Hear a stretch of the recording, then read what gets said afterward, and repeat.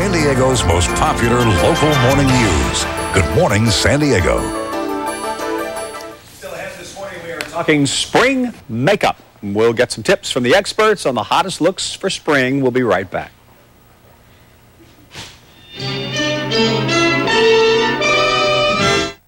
You're in doubt about angels being real. I can arrange to change any doubts you feel. Spring is the perfect time to update your makeup look with the very latest trends. Shauna Cruz from the Loft Hair Design in Escondido here with some spring makeup tips and tell us what all this makeup madness is about. Hi, you guys. How are you? Hi, Kristen. What's happening in spring makeup-wise? Well, we're seeing some like classic looks, which we're displaying on Ginny over here, which is you're going to see a nude eye. You're going to see a lot more brightness in the cheeks and the lips. And then because, of course, it's spring, we start bringing in the gloss again. On Danny, we've actually demonstrated a little more of a trend look. So you see a lot more bronzing. We've got a little bit of a lime green going in the inside corner of the eye. Ooh, let's take a look at that. Can we go close? Oh, you got her close up on her eyes. So it's kind of a little bit of green on the inside. I noticed that her eyes are lined only on the top. Absolutely. The top, lining on the top, opens everything up. So the idea is keep all of your color, all the energy of your makeup going up. So you notice the liners on the top, most of the colors on the top, and then again, you have more of the bright citrus sort of spring colors going between the cheeks and the lips.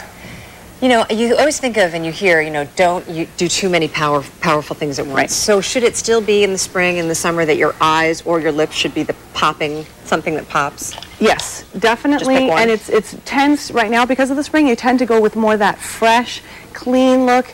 Foundationally, you need to worry about your skincare. Get your foundation on, and then you need very little color. Your color is going to come in the rosiness of the cheeks. You know, look like you just took a fresh walk on the beach. Okay, who's doing the makeup here this morning? This is Kathy Benson. Hi, She's Kathy. one of our makeup artists. Kathy, tell me about the importance of bronzer, because, you know, a lot of us are not going to sit out in the sun for a really long period of time. It's dangerous, but also you want to get yourself a little warm. So tell us about how important bronzer is. Bronzer is very important. It's important where you place it. Yeah, show me where that good place for that is.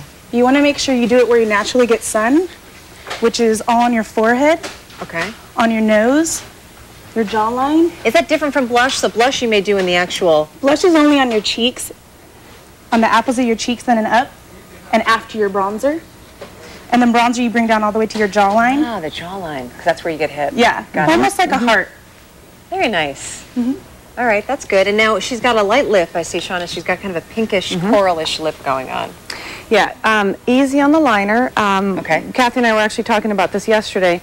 If you are struggling with the creases that you get as you age, then a suggestion would be go ahead and put the color on first and then follow with your liner. And then you can gloss on top.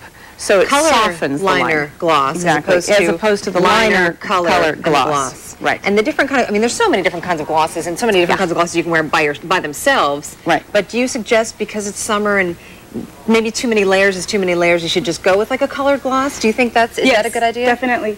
If you have enough natural color in your lip, just a colored lip gloss would be fine. Now she's got a little light eye. Talk about that. Talk about her eye, how her eye is a little bit lighter. Ginny's eye over here? Ginny's eye, yeah. So with Ginny, we stuck with more of the light browns, the taupes. We used a color called Illumination on her brow bone. One key thing with the brow bone is usually 1 to 2 shades lighter than your natural skin tone to give you, again, that uplift. But you'll notice we kept it very natural, and we chose a more of a matte finish on her eye as opposed to any kind of a shimmer. Whereas you notice on Danny, we've got a little more shimmer going.